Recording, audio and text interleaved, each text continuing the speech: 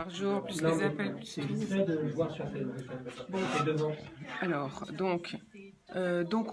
comment elle s'appelle, la chanson de Marcel Azola qu'on va passer? De Jacques Brel, Vesoul. C'est Jacques Brel, d'accord. Avec Zola. C'est Azola qui accompagnait Jacques Brel sur le morceau de Oui, voilà, c'est ça. C'est ce qu'on va dire. Hein? Ça va, Pierre-Louis? Oui, j'étais juste Merci pour Angélique et vos horoscopes sont Vesoul. visibles sur votre site internet angélique.fr. Et puis bravo à notre gagnant, j'ai pas son nom, je vous donnerai le nom du gagnant dans un instant. Nous faisons un nouveau point sur l'actualité proche de chez vous.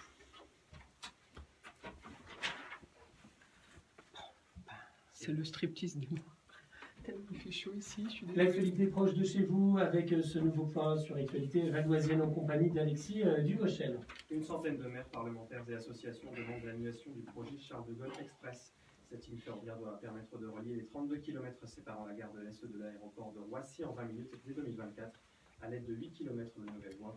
Dans une lettre adressée au préfet d'Île-de-France, les signataires s'inquiètent du coût des travaux et des conséquences des travaux nécessaires pour créer cette liaison, notamment sur le trafic de certaines lignes d'Île-de-France. En décembre, Valérie Pécresse, la présidente d'Île-de-France Mobilité, et Anne Hidalgo, la maire de Paris, ont demandé des garanties sur l'absence d'impact au quotidien sur les voyageurs, et sans ces garanties, elles se sont déclarées défavorables au démarrage du chantier, initialement prévu en février. Une nouvelle mobilisation des parents d'enfants atteints de surdité à Auny devant l'inspection académique. Ils étaient une dizaine sur place, accompagnés d'éducateurs spécialisés et de professeurs. Ils protestent toujours contre la fermeture d'une classe spécialisée au collège de Colmoni en octobre dernier. Ces parents d'élèves ne souhaitent pas voir leurs enfants intégrer une liste des unités localisées pour l'inclusion scolaire qui, selon eux, ne font pas toutes les garanties pour qu'ils puissent vivre une scolarité adaptée, avec notamment des cours en langue des signes. Ils avaient déjà manifesté une première fois en décembre dernier. Une réunion s'est tenue aujourd'hui à l'instruction académique entre quelques leçons d'élèves et la direction de l'école. Toujours à Auny, l'espace François Villon est maintenant prêt pour accueillir 20 femmes sans abri dans le cadre du plan Grand 3 déclenché dans le département bâti par la préfecture et qui est parti de 4 sites communaux à être mobilisés et statuts domicile.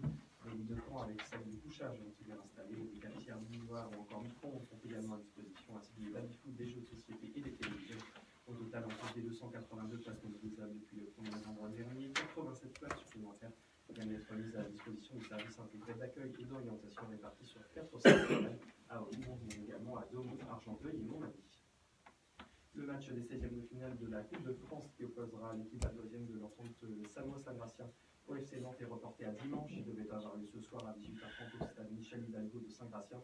Mais la Fédération française de football a préféré décaler la rencontre à 16h30 après la séparation lundi au-dessus de la lance de l'avion dans lequel se trouvait le joueur Emiliano Sala, footballeur qui venait de quitter l'FC Nantes et qui devait atterrir dans la ville de son nouveau club à Cardiff. Et enfin, le grand hôtel d'Anguin-les-Bains va être détruit puis reconstruit. C'est l'un des premiers chantiers du nouveau contrat dans la ville et le groupe barrière. De l'hôtel s'est aussi pour une durée de 20 ans afin de prolonger un partenariat qui dure maintenant depuis 1989. L'établissement construit il y a 70 ans héberge chaque année environ 18 000 personnes et devrait conserver ses 4 étoiles. Il va avoir sa capacité d'accueil augmentée, passant de 43 à 110 chambres. Le nouvel hôtel comprendra notamment un spa et un bar sur le toit avec un salon sur le lac. L'hôtel devrait fermer ses portes. L'hôtel actuel devrait fermer ses portes à la fin de l'année 2020 pour une réouverture d'ici 2023. Merci. Nous retrouvons Dédicace pour un nouveau point sur l'actualité valdoisienne sur la radio du Valdoise IDFM. Radio Anguin, c'était la matinale. Et bravo à notre dernière gagnante de ce matin, Cécilia, qui repart avec 2 places de cinéma UGC. Et oui, il s'agissait de quelqu'un de très malade, avec une toux assez prononcée. Voilà, merci beaucoup monsieur ou madame. À bientôt sur IDFM Radio Anguin, à demain matin pour ma part de 7h à 9h. Voici le bar de l'économie maintenant, en compagnie de Florent Sœur et de ses nombreux invités. Bon, bah aujourd'hui, juste oublié de vous dire que quand je vous introduis au micro, je vous dis bonjour, vous êtes gentil de me répondre. Ça marche des fois. Des fois ça marche, des fois ça marche pas. Alors mettez bien les micros quand vous parlez devant vous, parce que la pointe, elle est en haut. Hein. Voilà, donc vous vous rapprochez bien du micro, mais soyez détendus, tout va bien, et puis vous, bien sûr, voilà, la caméra est ici. On y va ? Et moi, je vais faire un petit jeu. Alors, heureusement, vous me mettez encore 2 minutes en retard. On a 2 minutes de moins, ça fait une chanson de moins. Attends, On s'en fout des chansons. Bon, allez, on y va. Bonjour à tous. Bonjour à toutes. J'espère que vous êtes en forme ce matin. Je suis ravie de vous retrouver pour 90 minutes d'économie et d'information avec Philippe à la technique, Pierre-Louis Marmillot pour l'info du jour. Et puis, avec nos invités du jour, restez avec nous, ça va être passionnant puisque je reçois aujourd'hui Joël Boutier. Bonjour. Bonjour, Laurence. Vous êtes maire de la ville de Grollet, vice-président de la communauté d'agglomération Plaine-Vallée et président du SIE ABP. Ensemble, nous commenterons l'actualité que nous avons choisie et puis nous évoquerons la ville de Grollet pour 2019, plein de projets en cours et puis aussi un petit peu Plaine-Vallée parce que là aussi, c'est la révolution. 17 hectares vont être aménagés, mais je ne vais pas tout dévoiler maintenant. C'est vous qui allez nous l'annoncer dans quelques minutes. Si on a le temps, eh bien, on parlera peut-être aussi des projets du département, notamment la vente d'ADP annoncée. Qu'est-ce que vous en pensez? On aimerait savoir. À vos côtés, Jacques Chaffnit, bonjour. Bonjour. Vous êtes président d'Adova Group, un groupe français de literie bien connu. Vous faites aussi des sièges et des canapés, ça peut-être qu'on le sait moins, on nous en parlerait tout à l'heure. Ça, en fait, c'est le groupe Dunlopillo, Simon, Streka, Diva, Steiner, qui exporte, bien sûr. Et là aussi, on aimerait votre avis d'expert industriel, tant au niveau en France qu'à l'export, car vous êtes ingénieur de formation, vous avez rejoint le groupe en 2017 et vous avez beaucoup travaillé dans l'industrie. Et puis, on aimerait aussi connaître la fin de cette étude que vous avez menée, puisque vous avez créé une fondation, la fondation Adova, et puis vous avez fait avec le groupe Ipsos un premier observatoire du sommeil. Donc là, on en saura pas mal sur le mal dormir français, et puis peut-être le mal de dos. Et puis ce que fait bien sûr la fondation. À nos côtés, deux start-upers aujourd'hui. Alexis Poujon, bonjour. Bonjour. Vous êtes le responsable business développement de MoneyOne, une marque du groupe La Française, société de gestion d'actifs. Alors justement, vous nous expliquerez ce qu'est une société de gestion d'actifs et puis vous nous expliquerez bien sûr ce que propose MoneyOne, cette plateforme d'investissement en SCPI, donc une sorte de démocratisation pour faire des placements pour tous.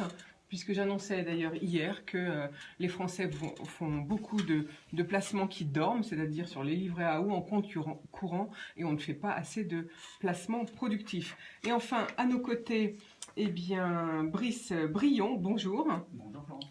Vous êtes le président d'Ananke. En fait, vous lancez votre start-up en 2017. Elle conçoit, développe et réalise et installe des systèmes de production d'énergie et des biens d'équipement associés, donc des choses bien industrielles. On est très content de vous avoir à nos côtés et vous êtes poussé, on va dire ça comme ça, par une entreprise que représente Patrick Sellos, un accélérateur de start-up. Bonjour Patrice. Bonjour, Florence. Voilà, on vous retrouve tout de suite, mais tout d'abord, place à l'info. Pierre-Louis Marmillot. Alors la première info, c'est l'hommage à Marcel Azola. Oui, le célèbre accordéoniste est décédé chez lui à Poissy le 21 janvier à l'âge de 91 ans. Né le 10 juillet 1927 à Paris, il commence à apprendre l'accordéon dès son enfance, parmi d'autres instruments. Sa carrière se verra propulsée dans les années 50 lorsqu'il accompagne des grands noms de la chanson française comme Edith Piaf, Tino Rossi ou Barbara. Grand amateur de jazz, il innove grâce à la chanson Vesoul de Jacques Brel, où ce dernier lui permet d'amorcer une improvisation avec sa phrase culte « Chauffe Marcel, chauffe », une improvisation marquant à jamais l'histoire de la chanson française. Grâce à ses performances, Marcel Azola aura donné un vent de fraîcheur à l'accordéon. Merci Pierre-Louis. Oui, effectivement, on entendra la chanson dans quelques minutes, Vesoul, donc de Jacques Brel. Deuxième info du jour, c'est la signature du traité d'Aix-la-Chapelle. Oui, hier a été signé par Emmanuel Macron le traité d'Aix-la-Chapelle visant à renforcer les coopérations franco-allemandes. Il a été objet à de nombreuses fausses informations comme le partage du siège français à l'ONU ou de livrer certaines régions à l'Allemagne. Bien entendu, c'est faux. Ce traité d'Aix-la-Chapelle est composé de 7 chapitres et de 28 articles. Il vise à une coopération renforcée à l'international pour la France et l'Allemagne et à mettre en avant 2 positions communes en matière de politique européenne et étrangère, de sécurité et de défense, mais aussi dans les domaines éducatifs et culturels, de protection de l'environnement, de coopération transfrontalière ou encore dans la recherche, l'intelligence artificielle et le numérique. Ainsi, l'article 5 explique que les 2 pays établiront des échanges au sein de leur représentation permanente auprès des Nations Unies à New York, en particulier entre leur équipe du Conseil de sécurité. L'article 8 ajoute que les États s'engagent à poursuivre leurs efforts pour mener à terme des négociations intergouvernementales concernant la réforme du Conseil de sécurité des Nations Unies et que l'admission de la République fédérale d'Allemagne en tant que membre permanent du Conseil de sécurité des Nations Unies est une priorité de la diplomatie franco-allemande. Ce qui signifie que la France va aider l'Allemagne à devenir membre permanent du Conseil de sécurité des Nations Unies. Alors justement, par rapport à ce traité d'Aix-la-Chapelle, Joël Boutier, je rappelle que vous êtes maire de Groslay. Qu'est-ce que vous en pensez? Écoutez, je pense que c'est une bonne chose. Depuis maintenant de nombreuses années, les communautés européennes se sont créées, les jumelages de nos villes se sont accentués. Plus on aura de rapprochement des peuples entre eux, plus on se parlera et mieux cela vaut. Après, les mauvaises nouvelles ou les fausses nouvelles données, c'est inacceptable. Enfin, je veux dire, des hommes ou des femmes politiques qui aujourd'hui se permettent de porter des fausses nouvelles à la population, je trouve cela inadmissible. Mais ça n'engage qu'eux, et je pense que nous sommes assez grands les uns que les autres pour faire la part des choses. Voilà. Vous croyez que les Français font la part des choses? Oui, je pense quand même. Vous savez, il ne faut pas sous-estimer le peuple de France. Comme diraient certains hommes politiques, le peuple d'en haut ou le peuple d'en bas. Nous sommes tous des Français, chacun a un cerveau, chacun raisonne, chacun pense et chacun sait faire la part des choses. C'est une bonne, justement, aujourd'hui, c'est une bonne réflexion. Merci beaucoup, Joël Boutier. Justement, aujourd'hui, d'habitude, je ne le fais pas, mais nous avons décidé au niveau des infos d'aller contre les fake news, comme on dit, les fausses nouvelles. Et donc, la deuxième info, c'est ce que vous avez peut-être, la troisième info, je veux dire, c'est ce que vous avez peut-être entendu. 26 personnes détiendraient autant d'argent que la moitié de la population mondiale. Vous avez peut-être entendu cette phrase dans les médias qui annonce beaucoup de chiffres. Et donc, Pierre-Louis. Donc c'est bien ce qu'annonce le rapport annuel publié ce lundi de l'Oxfam, l'ONG France présidée par Estelle Duflo, mais tout de suite critiquée par les économistes dénonçant des méthodes de calcul trop approximatives. Dans son rapport, l'organisation note que la fortune de ces 26 individus augmenterait de 2,2 milliards d'euros par jour, tandis que celle de la moitié la plus pauvre de la population aurait chuté de 11% en 2018, et que 26 milliardaires ont désormais entre leurs mains autant d'argent que la moitié plus pauvre de l'humanité. Un an plus tôt, ils étaient 43. Alexandre Delegue, économiste, a déclaré « Je continue d'être sceptique sur ce chiffre choc des 26 personnes, car il ne prend pas en compte l'actif net des gens, c'est-à-dire bien moins leurs dettes. Il donne l'impression que si les plus riches n'avaient plus ce patrimoine, on le donnerait aux autres, que cela équilibrerait les choses. Mais ça ne changerait absolument rien. La réalité est plus complexe. Il faut plutôt se poser la question de ce qui génère les patrimoines si élevés, de la fiscalité sur les hauts revenus dans les pays riches, des inégalités créées par la corruption dans certains pays pauvres, plutôt que de se dire que les actions de Mark Zuckerberg chez Facebook pourraient enrichir les Congolais. Mieux vaudrait se poser la question des impôts sur les plus-values par exemple. D'ailleurs, Alain Madelin, ancien ministre, n'a pas hésité à étrier les conclusions de ce rapport. Il a dit « C'est le marronnier d'Oxfam, tous les ans, ils sortent un truc pour faire le buzz. Un étudiant aux États-Unis qui est endetté est plus pauvre qu'un paysan indien.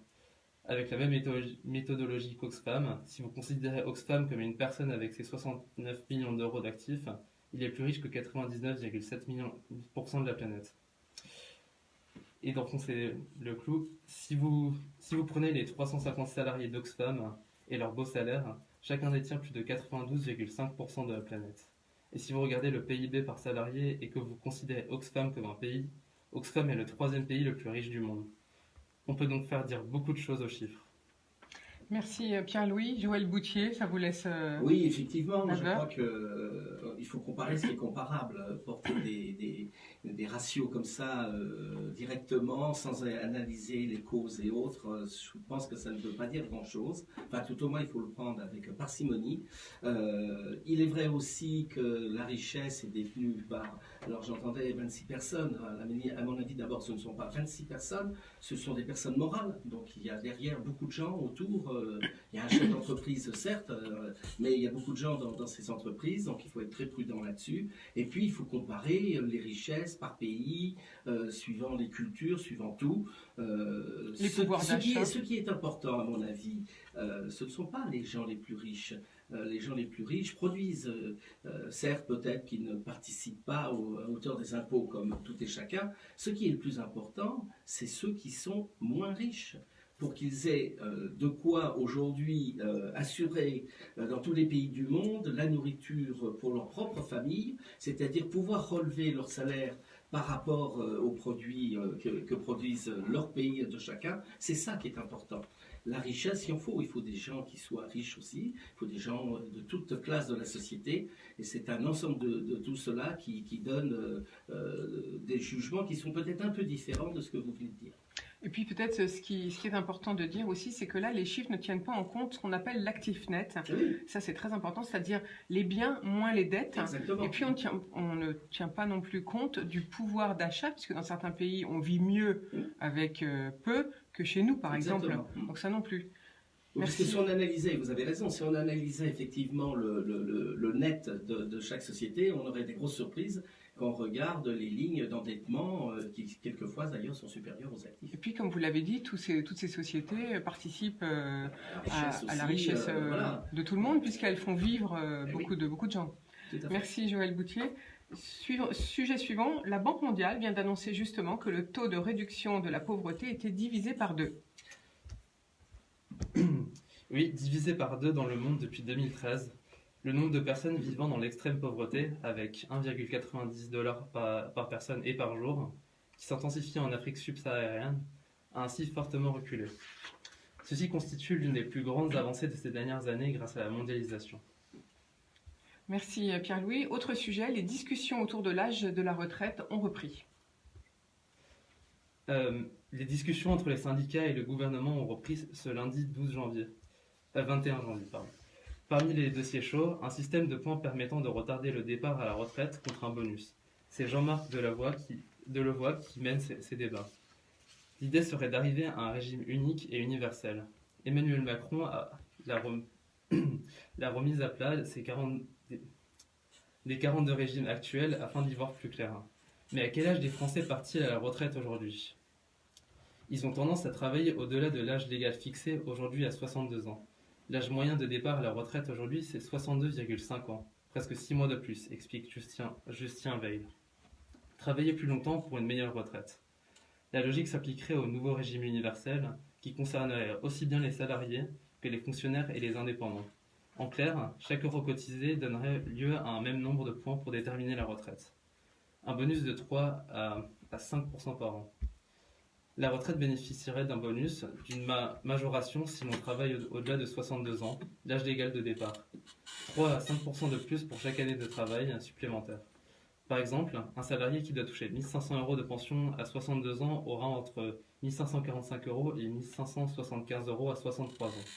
Retarder l'âge de départ à la retraite permettrait de faire face au vieillissement de la population, mais les syndicats craignent que le bonus soit un moyen de forcer les Français à travailler plus longtemps. Actuellement, 90% partent à taux plein. Merci Pierre-Louis. Alors Joël Boutier, en tant que maire de la ville de Groslay, est-ce que ce sujet, puisque vous faites des réunions de quartier, est-ce que ce sujet est abordé dans ces réunions quand vous voyez vos... Pas spécialement sur l'âge de la retraite, non, je ne pense pas que cela aujourd'hui soit un sujet préoccupant pour les citoyennes et les citoyens de chez nous. Par contre, sur l'âge de la retraite, moi je pense sincèrement que d'abord ça dépend des métiers exercés. Vous avez des gens qui travaillent de nuit, vous avez qui souffrent beaucoup, je prendrais les infirmiers ou les infirmières, vous avez des métiers qui sont durs, etc. Et puis vous avez des métiers un peu plus calmes, des gens qui sont dans des bureaux, etc. Mais par contre, on peut avoir aussi des stress, etc. On doit avoir un socle global d'âge de la retraite et après laisser libre chacune et chacun de partir quand il le souhaite. Vous avez des gens qui à 60 ans sont usés, vous avez des gens qui à 70 ans veulent toujours travailler. Laissons chacun faire ce qu'il a l'intention de faire. Et puis dernier point, peut-être comparer aussi l'âge de la retraite moyen de la France, j'entendais parler de 62 ans et demi, par rapport aux pays européens. Je ne vais même pas parler des pays mondiaux, mais des pays européens, puisque j'entends qu'il y a certains pays où ça va jusqu'à 70 ans. Le Japon, par exemple. Voilà, le Japon, en dehors de l'Europe. Mais en Europe, nous sommes le pays où on part le plus jeune. La majorité des pays, oui, on part à 63 ans. Moi, j'estime qu'à 60 ans, les femmes et les hommes d'aujourd'hui, bon, certains sont épuisés, usés, etc., mais en moyenne, encore de grandes capacités. D'ailleurs, on les voit tous les week-ends partir à gauche, à droite, etc. Donc, c'est prouve qu'ils sont quand même en bonne santé. On va poser la question à Jacques Chaffnit, en tant que président d'un groupe industriel, et puis vous qui avez travaillé depuis longtemps dans l'industrie.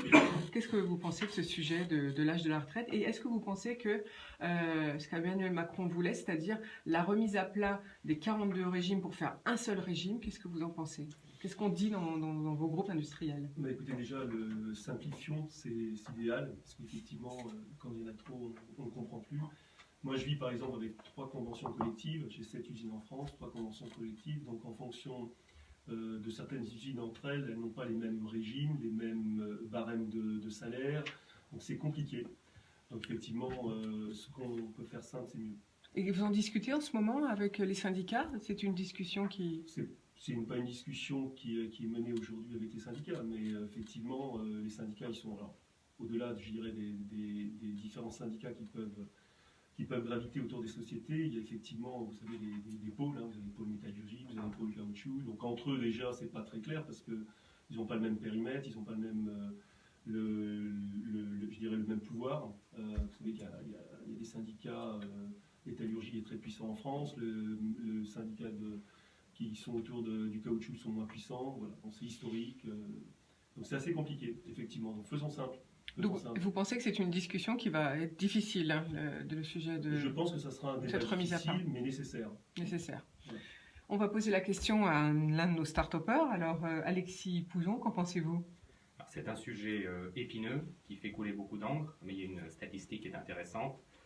Au moment où les systèmes des retraites ont été créés post-guerre, on mourait en moyenne 6 ans après avoir pris sa retraite. Aujourd'hui, on meurt plus de 20 ans après avoir pris sa retraite. Donc forcément, le modèle tel qu'il a été bâti n'est plus viable.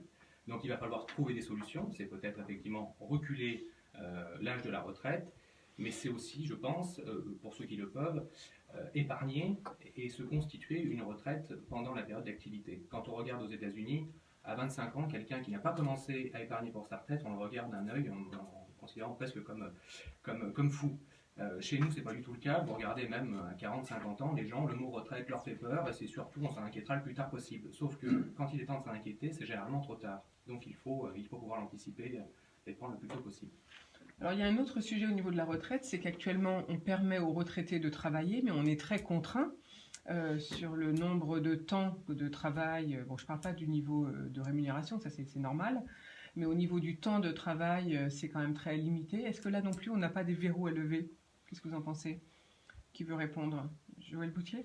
Écoutez, je ne sais pas s'il y a des verrous à lever, sûrement oui, parce que c'est un vrai problème. Il faut regarder un petit peu de plus près ce qui se passe, quoi. Merci beaucoup à tous les trois pour ces apports. Alors, dernier sujet du jour, Pierre-Louis, c'est « Et si nous avions un Brexit sans accord, que prévoit la France ?» Alors, le Parlement français a définitivement adopté le projet de loi préparant la France à une sortie sans accord. Il habilite notamment le gouvernement à prendre certaines ordonnances. C'est pourquoi le Premier ministre avait déclenché jeudi 17 janvier un plan national comportant des mesures législatives et juridiques visant à faire en sorte qu'il n'y ait pas d'interruption de droits et que les droits de nos concitoyens ou de nos entreprises soient effectivement protégés. Quelques heures plus tard, l'Assemblée a définitivement adopté, par un ultime vote au Sénat, le projet de loi préparant la France à une sortie sans accord. Sur le fondement de cette loi d'habilitation, qui sera promulguée cette semaine, 5 ordonnances seront présentées au Conseil des ministres mercredi et publiées dans les 3 semaines qui viennent, a déclaré Édouard Philippe. Voilà, la première, c'est les Britanniques résidant en France seront protégés. Ils pourront continuer à vivre dans l'Hexagone, sans titre de séjour pendant 1 an, le temps de régulariser leur situation après la perte de leur statut de citoyen de l'Union européenne. Une mesure qui sera mise uniquement si la réciproque est appliquée au Royaume-Uni pour les expatriés français. Le gouvernement prévoit également le maintien des droits sociaux accordés aux Britanniques établis sur le sol français, comme la retraite ou encore le chômage. Là encore, l'État dit être en attente légitime d'un niveau équivalent côté britannique. Deuxième annonce, c'est un plan pour accompagner les pêcheurs français. Oui, des dispositions spécifiques pour aider les pêcheurs français devraient notamment être dévoilées dans le courant du mois de février. Et enfin, troisième annonce, plus d'infrastructures pour contrôler les frontières. En effet, dans son communiqué, Matignon évoque une ordonnance qui permettra aux entreprises établies au Royaume-Uni de continuer à réaliser en France des opérations de transport routier. Enfin, une 5e ordonnance prévoit la réalisation en urgence d'infrastructures nécessaires au rétablissement des contrôles aux frontières d'ici le 29 mars, date à laquelle le Royaume-Uni doit sortir de l'Union européenne. 50 millions d'euros seront investis dans les parkings pour permettre aux camions d'attendre les contrôles avant de traverser la Manche. Un investissement fait par les gestionnaires des ports de Dunkerque, Calais et du Havre et du tunnel sous la Manche. Merci Pierre-Louis. Joël Boutier, alors donc le Brexit. Bah écoutez, pour moi le Brexit c'est un grain de sable très important dans l'Union européenne. On a constitué l'Europe, au départ 7 pays, augmenté progressivement, etc. Et on constate en 2019 aujourd'hui qu'un pays sort. C'est un échec quelque part de l'Europe. Et ça doit nous interpeller sur la suite, que ceci ne risque pas de faire boule de neige à travers d'autres pays. Et cela correspond aussi à ce que pense, je pense, une majorité de nos concitoyens sur l'Europe. C'est-à-dire que peut-être que les problèmes pris par l'Europe ne sont pas pris dans le bon sens. Donc attention à la suite réservée. Un pays sort aujourd'hui. Des mesures vont être mises en place. Je ne me fais pas de soucis là-dessus. Nos gouvernants sont en train de prendre des mesures. Où je me fais plus de soucis, c'est sur le devenir de l'Europe et puis ce que pensent les Françaises et les Français de l'Europe aujourd'hui. Et je crois que là, le gouvernement et le président de la République doivent être très attentifs parce que si on va vers un échec, ça pourrait être un peu dramatique face à nos concurrents mondiaux, que sont les pays émergents, de l'asiatique, côté américain, voire même côté africain. Et donc on a beaucoup de soucis à se faire et ça mérite une grande réflexion. Merci Joël Boutier. Jacques Chaffnit, en tant qu'industriel, qu'est-ce que vous pensez, vous Et puis vous avez une usine en plus au Royaume-Uni. Oui, j'ai une usine effectivement en Angleterre. Ben, déjà, les Anglais que je côtoie ne sont pas pour le Brexit, hein, donc ils le vivent très mal. Donc il y a des questions à se poser justement par rapport à comment est arrivé le Brexit et les raisons, donc c'est assez politique. Sur le plan industriel, effectivement, c'est un peu compliqué parce qu'aujourd'hui, on ne sait pas les règles. Alors, je vais minimiser l'Angleterre n'étant pas, assujet à l'euro. C'est déjà moins compliqué pour aujourd'hui. Donc, effectivement, oui, déjà, il n'y a pas le problème de financier, en fait, vous voulez dire. Hein. Tout ça, c'est résolu. Il y a un financier, mais ce que je peux dire, la monnaie, enfin, c'est un problème de monnaie d'échange et de monnaie. Voilà, la monnaie d'échange, elle est déjà en place. Elle est déjà en place, voilà. Donc aujourd'hui, ce qu'on peut voir, c'est effectivement, il y a une dévaluation de la livre sterling. Donc d'un certain côté, ça pourrait améliorer les exportations, on va dire, françaises vers l'Angleterre. Ça va diminuer effectivement.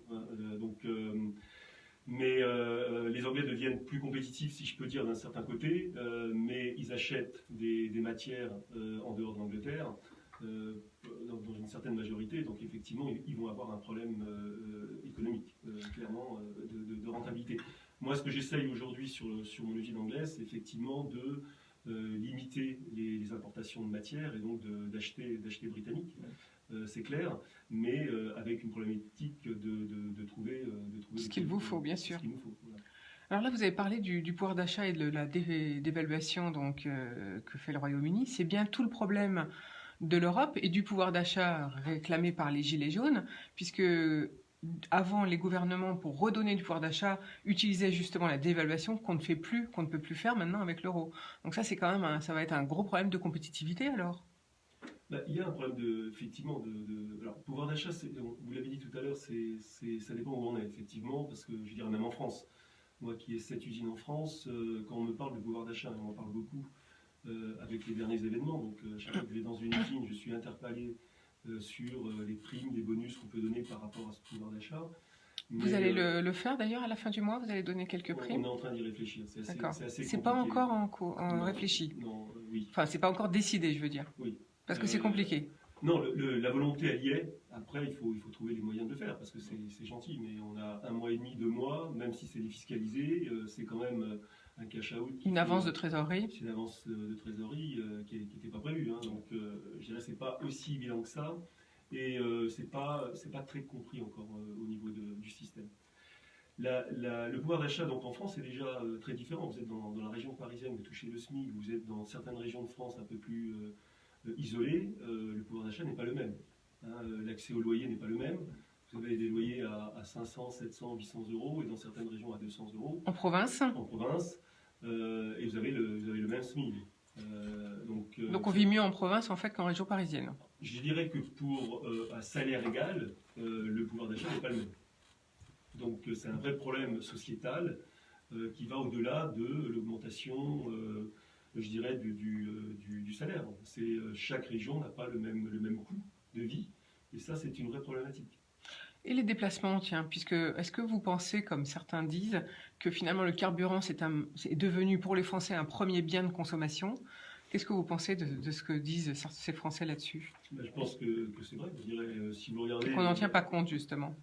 Vous savez, on en tient compte parce que, je dirais, dans son pouvoir d'achat, on a toujours eu une partie qui était allouée à son automobile et tout ce qui va autour de l'automobile.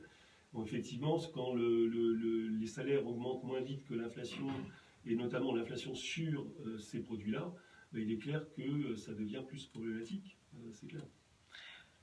Merci beaucoup Jacques Chaffnit pour ces réflexions sur vision industrielle. On va tout de suite, je vous propose de faire notre première pause musicale avec Jacques Brel et son titre Vesoul en hommage bien sûr à Marcel Azola. Alors là c'est très musette. Une chanson, super. Tout à l'heure, on a parlé donc de la retraite. Une petite statistique au niveau des ingénieurs et des scientifiques qui partent en moyenne à 63 ans. Ils exercent une activité à plus de 65% après leur départ en retraite. Et donc l'essentiel d'une grande partie de ceux qui exercent une activité l'exercent au profit des startups. Donc hier soir, nous étions en réunion à la rencontre de startups où il y avait une cinquantaine d'ingénieurs et scientifiques qui étaient là pour écouter et savoir comment les aider. Et donc Brice était une de ces startups et donc il a rencontré un panel d'experts permettant peut-être d'aller plus loin dans son business. Il y a déjà moi j'ai terminé mes études à 26 ans. Oui. Vous parlez de 42 annuités, déjà ça fait loin. Donc soyons déjà logiques, je veux dire, regardez les médecins qui finissent à 30 ou 32 ans. Comment voulez-vous qu'ils fassent 42 ans? C'est pas possible. Impossible. C'est pas possible. C'est pour ça que l'âge n'est pas vraiment un critère donc en fait, on devrait laisser l'initiative à chacun. Si on est en bonne santé. Je pense que oui, mais le problème, c'est que dans ces cas-là, il faut que les entreprises. Est-ce que vous m'embaucheriez, vous? Oui. Vous avez une expertise, oui. Parce qu'on manque d'experts. C'est le problématique français, c'est qu'on manque d'experts. Oui, mais la plupart du temps. On n'a jamais travaillé suffisamment. En tout cas, j'ai fait le constat dans toutes les sociétés que j'ai reprises. On n'a jamais travaillé, je dirais, la succession, le transfert de savoir. Ça se travaille mal. Donc on apprend qu'une personne part à la retraite 3 mois, 6 mois avant, et il y a des fois, il y a 1 an, 2 ans de transmission. Pour passer le savoir-faire. Dans l'industrie. C'est très compliqué aussi, parce que les personnes, il y a eu des encouragements, des incitations de l'État pour encourager justement ce transfert de savoir-faire. On va pas tarder à reprendre, je pense. Et les jeunes partent très vite. Il y a beaucoup de turnover, on part très vite des sociétés. Ah oui. Le savoir-faire, et puis après, c'est perdu. Ouais, c'est vrai. Alors, Joël Boutier, on commence par quel sujet? Par Groslay, et puis ensuite Plaine Vallée ou Plaine Vallée? Non, d'abord Groslay. D'abord Groslay. Plaine Vallée. Ah oui. À défendre sa ville. Bah oui. On y va, Philippe? 20 secondes. 20 secondes, d'accord. Maintenant, on reprend son souffle. Un hommage. Parce que justement, je suis contente que vous annonciez pour Plaine Vallée 17 hectares, parce que je demandais à Jean-François Venon s'il y avait encore de la place l'autre jour pour s'installer. Il me disait oui, une centaine d'hectares, mais c'est pas beaucoup finalement. Non, c'est pas énorme. Si on veut 7, 6, 5, 1.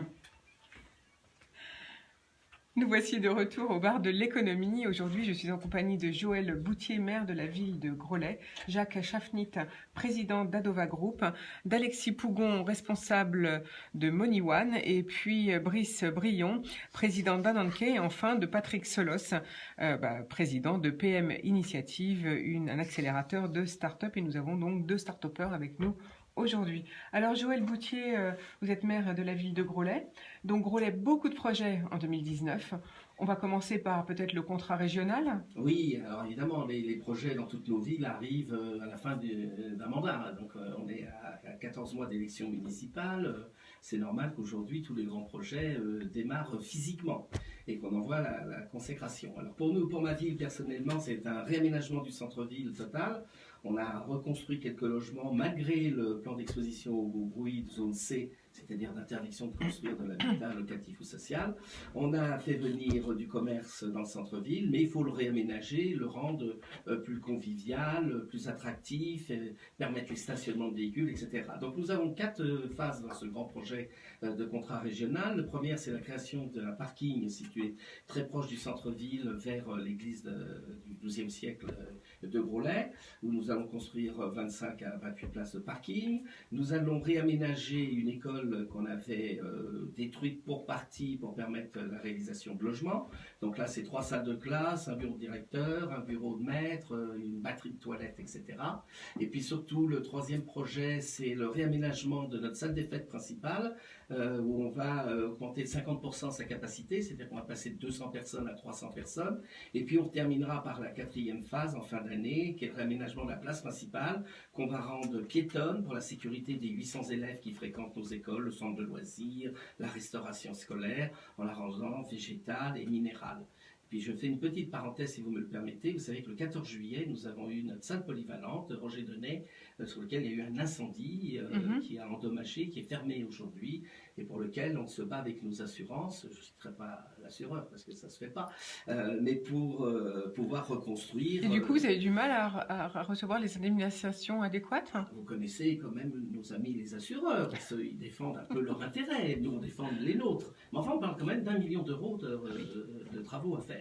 Voilà, donc en ce moment, on est un petit peu perturbé là-dessus, mais voilà, on arrive à remettre tout ça d'aplomb pour la fin de cette mandature, et je pense qu'on aura réussi à faire un peu plus de 90% du programme électoral qu'on avait prévu il y a 6 ans, en 2014. Alors parlons budget, puisque vous parlez du programme électoral que vous allez arriver, du programme donc d'investissement, et vous arrivez au bout de ce que vous aviez prévu il y a 6 ans. Parlons un peu du budget de la commune. Comment vous en sortez-vous justement 6 ans après? Qu'est-ce qu'on peut dire? Alors, on va dire 2 choses, enfin 2 choses importantes. La première, c'est que l'ensemble de nos subventions, vous savez, c'est bon ça, j'apprends rien, tout le monde le sait, l'État fait des économies de partout, la DGF baisse, etc. Donc, après, pour les leviers sur le budget, pour l'investissement, il reste que 2 grands axes, c'est soit l'impôt, ou soit l'emprunt. Alors l'emprunt, il faut être raisonnable parce que sinon vous endettez votre ville pour plusieurs années et puis ça devient insupportable. Et les impôts, aujourd'hui, il est hors de question d'augmenter les taux des impôts, tout au moins sur la part communale. Après, il faut regarder les autres parts, les syndicats, l'intercommunalité, le département, la région, etc.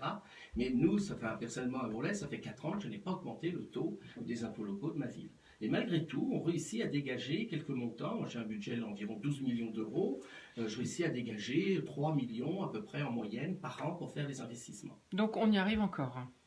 Difficilement, mais avec une bonne gestion, je pense, on peut le faire. Et puis, il faut trier dans les projets et puis faire que ce qui est nécessaire et puis expliquer à nos administrés pourquoi on ne peut pas faire d'autres choses. Encore une fois, comme je le disais tout à l'heure, les Françaises et les Français sont assez grands pour comprendre qu'aujourd'hui, on ne peut pas tout faire. Même s'ils réclament et même s'il y a des cahiers de doléances qui éclatent un petit peu partout, au moins dans 5000 communes, j'ai entendu parler sur les 35 000.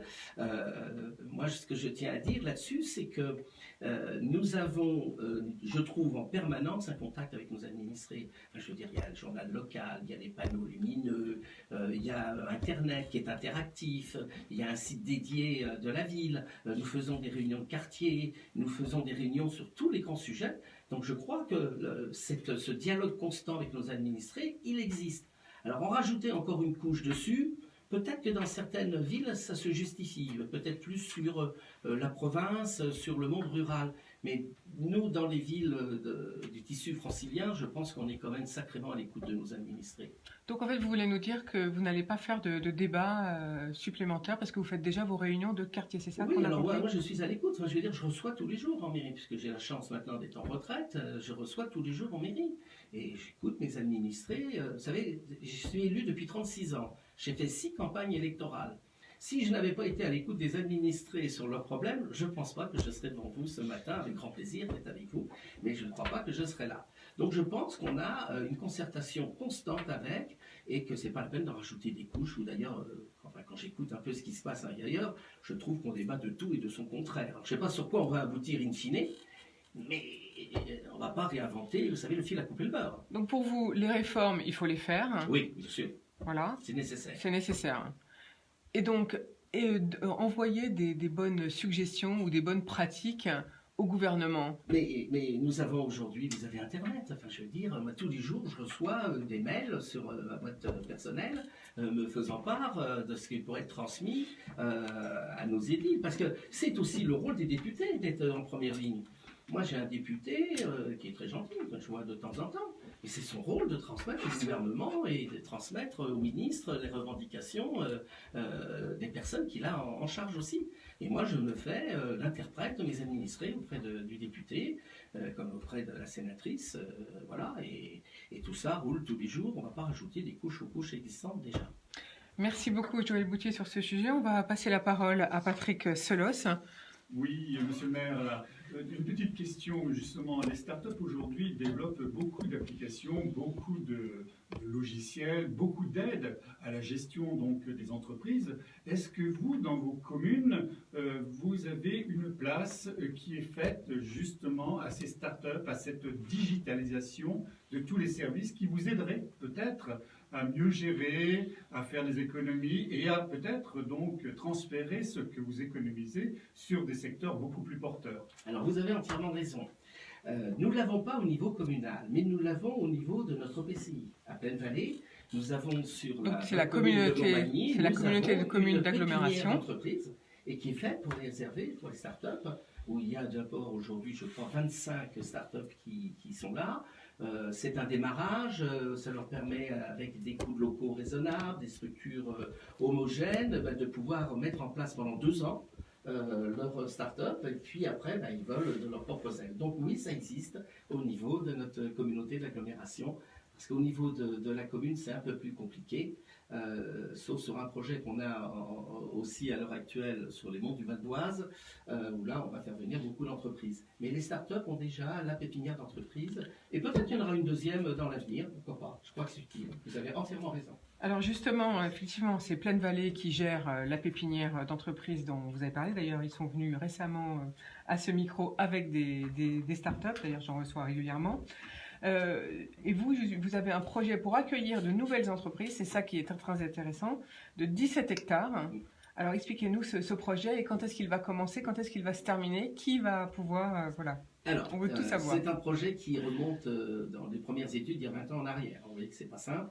C'est à la limite entre Groslay, Saint-Brice, Sarcelles, Montmagny. Donc c'est 17 hectares. Sur ces 17 hectares, nous aménageons 11 hectares, 11 hectares et demi. Parce qu'il y a des réseaux qui passent dessous et que ce n'est pas possible de faire autrement. Nous pensons accueillir à travers 2 grandes sociétés aménageurs qui sont LCI et Beauregard. Sur 11 hectares, nous allons avoir des PMI, des PME qui vont venir à travers des petits ateliers au rez-de-chaussée, des bureaux au premier étage mis à leur disposition, en accession à la propriété, en locatif social. Et puis sur 4 hectares et demi qui sera sur la façade entre la RD 301 et la RD 311, nous aurons un village des marques qui va venir s'implanter. Le dossier est quasiment finalisé. Aujourd'hui, on est au bord du dépôt de la CDAC, qui devient de plus en plus compliqué parce que l'État nous demande beaucoup de choses maintenant. C'est plus un millefeuille, c'est un 10 000 feuilles qu'on nous demande. Alors qu'on veut essayer de créer de l'activité économique, du commerce, etc. On ne facilite pas toujours la tâche. Non, justement, 20 ans pour voir un projet comme ça fait long. Ça fait long, mais c'est un projet lourd quand même. Vous avez créé 1000 à 1300 emplois. Mais justement, par rapport à d'autres pays qui vont beaucoup plus vite dans l'instruction des dossiers, pourquoi nous, la France, on ne peut pas être plus compétitif? Il faudrait demander à nos élus, parce que je rappelle que ce sont les élus nationaux qui votent, qui font voter les lois, et leur demander pourquoi, alors qu'on nous dit dans les grands discours de nos ministres et du président qu'on est en train de simplifier les démarches administratives, pourquoi au contraire aujourd'hui nous empilons de plus en plus des enquêtes environnementales, des enquêtes écologiques, des enquêtes, etc., qui coûtent d'ailleurs beaucoup d'argent, qui retardent les projets qui retarde la création d'emplois et qui retarde le volet économique que tout le monde ici autour de la table souhaite développer en permanence. Alors une entreprise industrielle pourrait s'installer sur ces 17 hectares? Ah, mais bien sûr, oui, tout à fait. Donc on peut faire un appel s'il y a des gens qui veulent. D'ailleurs, le premier, excusez-moi Florence, le premier bâtiment est déjà réalisé, il est construit, ça y est. Et je peux vous annoncer que ce premier bâtiment, qui est sous la responsabilité de la société LCI, est déjà complètement vendu. Et nous avons une jeune entreprise francilienne qui vient s'implanter et qui doit prendre les locaux à la fin de cette semaine. Merci beaucoup pour ces bonnes nouvelles, donc Joël Boucher. Par contre, alors quand l'aménagement, la fin de l'aménagement des 17 hectares, c'est prévu pour quand? 2022. 2022. Donc il nous faut 2-3 ans pour tout aménager. Alors, je suis peut-être un peu optimiste, mais c'est normal. Si j'étais pas optimiste, ça serait pas réaliste. Alors, ça débordera peut-être un petit peu, mais tout ça dépendra aussi des obstacles qu'on nous met devant nous. Hein. Dernière question avec vous, si vous voulez bien, Joël Boucher. Vous avez abordé le thème du millefeuille administratif. Alors, qu'est-ce qu'il faut faire pour vous? Parce que c'est vrai, les Français se plaignent et veulent une réduction du budget de l'État. On l'attend, on l'a toujours pas. Donc, vendredi d'ailleurs, je reviendrai là-dessus. Parce qu'il y a un autre élu qui sera au micro, c'est Philippe Sueur, maire d'Anguin-les-Bains. Donc, je parlerai donc justement des impôts et du pourcentage de qui paye l'impôt. Donc voilà, je vais affiner mes chiffres pour vendredi. En attendant, pour vous, quelle est la solution pour alléger ce millefeuille administratif? Simplifions. Vous avez des pays d'Europe aujourd'hui où en l'espace de quelques mois, vous pouvez, de l'idée d'un projet, le voir se réaliser, se concrétiser. Chez nous, regardez là, ça fait 20 ans qu'on travaille sur ce projet. Donc, ce qui prouve qu'il y a des lourdeurs administratives qui sont assez terribles. Savez-vous, par exemple, juste très rapidement un dernier élément. Une étude environnementale sur un terrain qui a été pollué, sur lequel il y a eu 300 à 400 gens du voyage implantés pendant des années. On nous demande une étude environnementale. Cette étude environnementale, elle se fait sur 1 an, parce qu'il faut la faire sur les 4 saisons. Et sur ce terrain qui est absolument pollué, où il n'y a plus rien dessus, etc. Est-ce qu'on ne pourrait pas alléger, réduire le temps de cette procédure qui nous ferait gagner peut-être 6 mois ou 7 mois? Si on en fait 4 ou 5 comme ça, on ira plus vite, on pourra voir nos entreprises se développer, ça ramènera de l'économie à notre pays et on se portera beaucoup mieux. Faut-il qu'il y ait la volonté politique de le faire? Alors, ça d'accord, pourquoi pas, mais alors autre sujet, on parle de supprimer des députés éventuellement ou des sénateurs, de réduire. Certains voudraient une fusion entre région et département ou communauté de communes, région, va savoir. Qu'est-ce qu'il faut faire à votre avis? Écoutez, je pense qu'en 1958, lorsque Charles de Gaulle est arrivé et a mis en place avec Michel Debré la Ve République, ils ont essayé de trouver l'équilibre pour permettre à tous de pouvoir s'exprimer. La Chambre des députés est là pour voter les lois, le Sénat est là pour veiller au respect de la Constitution, est un équilibre naturel. Après, faut-il avoir plus ou moins de députés, plus ou moins de sénateurs? Ça, c'est un débat idéologique. Moi, je trouve que pour l'instant, il y en a peut-être un petit peu trop, oui, certes, mais les économies ne sont pas là. Les économies sont bien ailleurs dans le cadre du gouvernement et du président, bien sûr. Alors, vous les voyez où, vous? Sur tous les sujets, dans les ministères, prenons Bercy. Alors, j'en prends même au hasard, je ne vais peut-être pas me faire que des amis. Mais moi, j'ai entendu un jour me dire qu'à Bercy, il y avait 6 000 salariés, on ne savait même pas où ils étaient, on ne savait même pas ce qu'ils faisaient. 6 000 salariés. Vous vous rendez compte l'économie qu'on ferait? Parce que les salaires de Bercy ne sont pas les salaires du citoyen de base. Loin s'en faut. Donc vous voyez qu'on a plein de sujets sur lesquels on pourrait faire des économies. Par contre, il y aurait sûrement des endroits du ministère où il faudrait renforcer. La sécurité, la police, les infirmiers, comme vous voyez dans les hôpitaux, ce qui est en train de se passer. Enfin, je veux dire, c'est inacceptable. Donc il y a des économies à faire dans certains secteurs qui sont importants, substantiels, et puis à développer d'autres secteurs qui correspondent plus aujourd'hui. On est en 2019, on n'est plus en 2000, ou on n'est plus en 1958, début de la Ve République. Donc faire plus d'investissements dans beaucoup de secteurs, on en a besoin. Aujourd'hui. Il faut développer nos concurrents, c'est ce qu'ils font, hein, les pays étrangers, c'est ce qu'ils font. Même l'Angleterre, on fait ça. Justement, dans son usine. Mais voilà, on développe. Et nous, pour développer une entreprise, même une start-up, c'est compliqué aujourd'hui, c'est très compliqué. Justement, les start-upers répondront à la question tout à l'heure. En attendant, on va passer la parole tout de suite à Jacques Chaffnit pour justement ces problèmes d'investissement et d'industriels. Alors, vous qui êtes un ingénieur et qui êtes président d'Adova Group, il y a peut-être 2 ans, 3 ans que le groupe Coval avait été en redressement judiciaire et c'est ainsi qu'Adova Group s'est constitué, n'est-ce pas? Oui, c'était une reprise au tribunal de commerce de Meaux en mai 2016. Alors par qui? Alors ça a été repris par un fonds d'investissement parisien qui s'appelle Perceval, qui est soutenu d'ailleurs par la BPI, donc avec une volonté effectivement de reprendre des sociétés en mal état et de les reconstruire. Donc votre première mission au sein du groupe, quelle est-elle? Alors la mission au sein du groupe déjà c'est de faire un constat. Donc le premier constat que j'ai pu faire c'était effectivement un constat industriel. On a 7 usines, j'ai fait le choix de garder ces 7 usines, là où d'autres font le choix de fermer certaines usines. Il y a un savoir-faire, en plus les usines sont assez réparties en France, hein, ça va de Saint-Amand dans le nord jusqu'à la région de Troyes, à Bar-sur-Aube. Je vais à Reichshofen dans l'est, j'ai Fougères par exemple dans l'ouest, j'ai une usine à Roanne, une usine dans les Yvelines à Mantes-la-Jolie. Et donc effectivement, il y a cette responsabilité d'entreprise également dans les régions. Je crois donc à la décentralisation et je crois donc au savoir-faire. Il y avait des savoir-faire différents dans chaque usine. Regrouper ferait perdre bien évidemment ce savoir-faire et j'ai pas souhaité faire ce choix. Par contre, maintenir cette usine en France, c'est compliqué. On est 1500 personnes, cette usine, à chaque fois, je dirais, on a une responsabilité locale importante. À Bar-sur-Aube, si je quittais la région, c'était un désastre. J'ai à peu près 400 employés à Bar-sur-Aube. Quitter la région de Bar-sur-Aube, c'était vraiment un désastre. Donc je crois, et je suis tout à fait, en accord avec ce que vient de dire Monsieur le maire à côté de moi, parce que je crois aux entreprises et aux régions.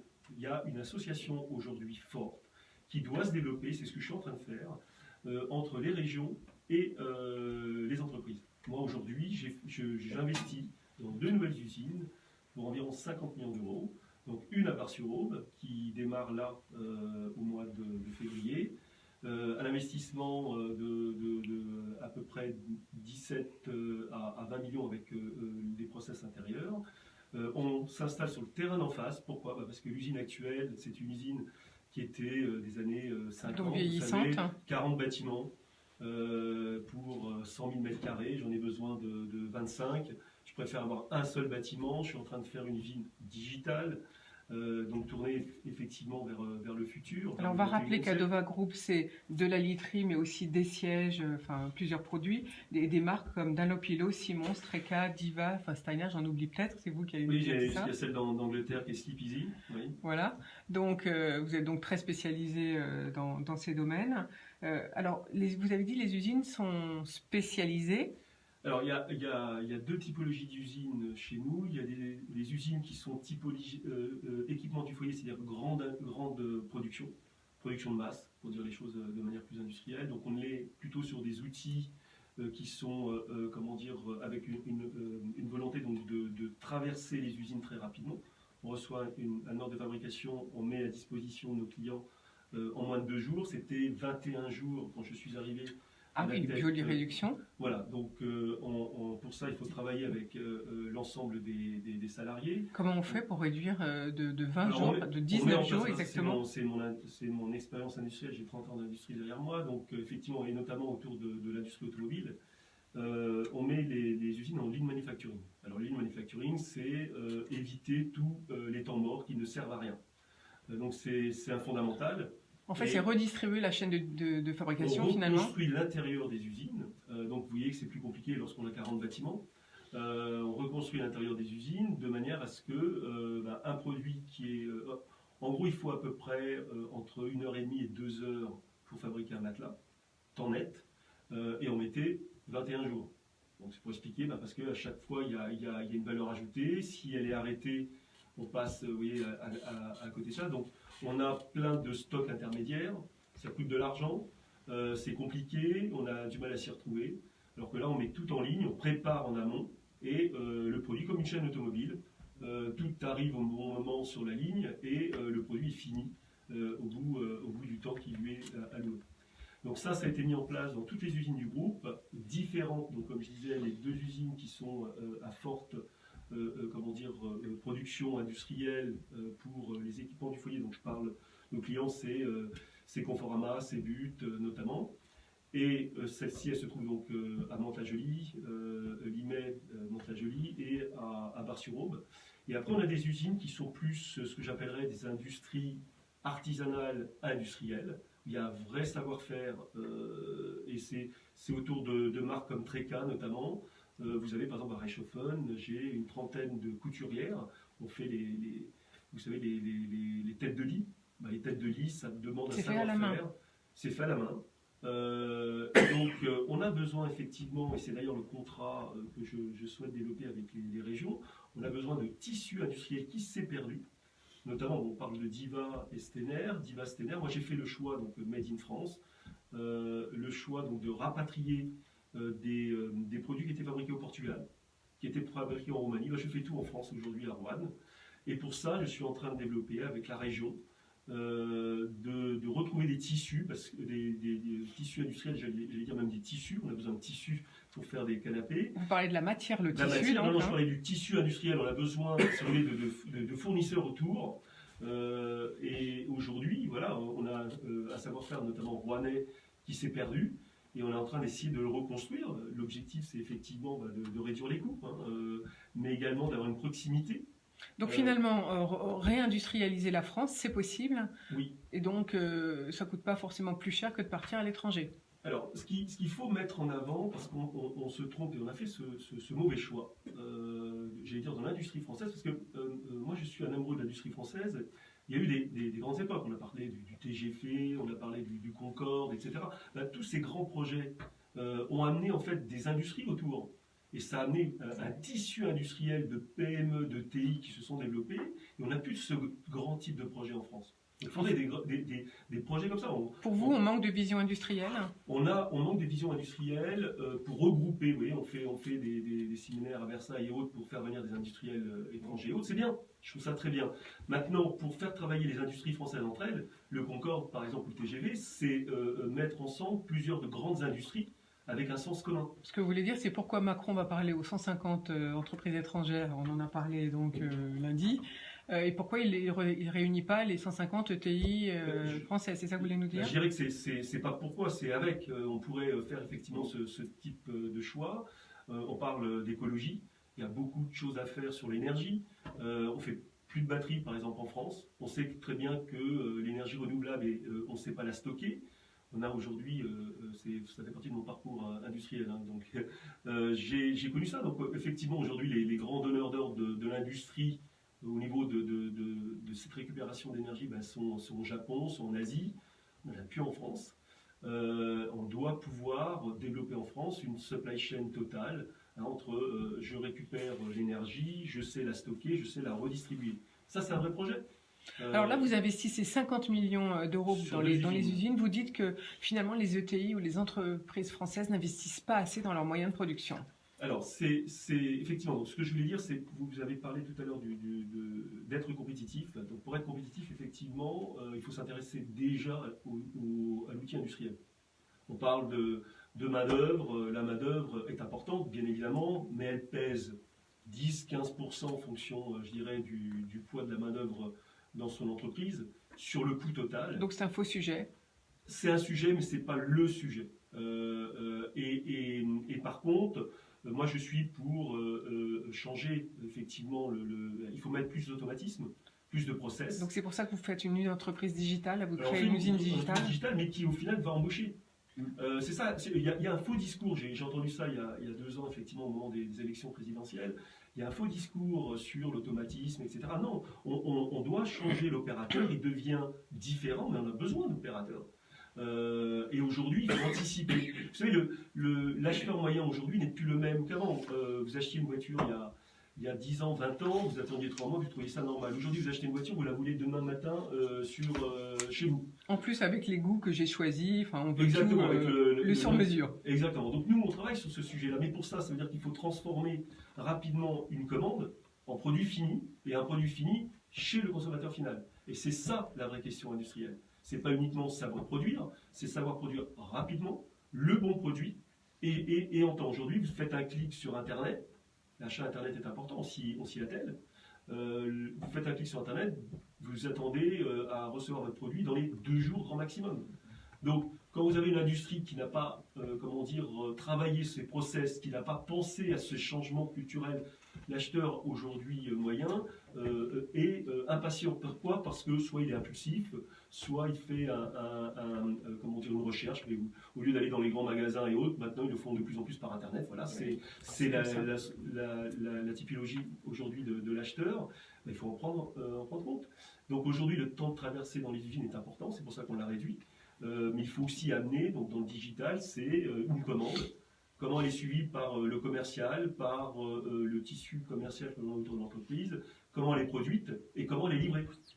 Merci beaucoup, Jacques Chavy. Vous reviendrez nous parler quand vous aurez monté cette usine digitale. On en parlera peut-être. 2 usines digitales. On en parlera peut-être plus encore. Et également, ce que je veux dire, c'est que, alors moi, je suis un soutien fervent du Made in France et de l'industrie française, mais également donc des startups.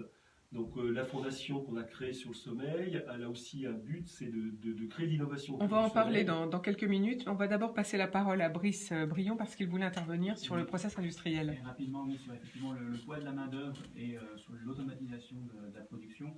Il faut aussi prendre en considération que plus on automatise et plus on robotise finalement la production, plus le poids de la main-d'œuvre est faible. Et on réduit comme ça l'écart de compétitivité entre les différents pays. Donc pour vous, c'est un bon moyen d'équilibrer un peu mieux tout à fait. ces finances. On a entendu parler de destruction d'emplois associée à la robotisation.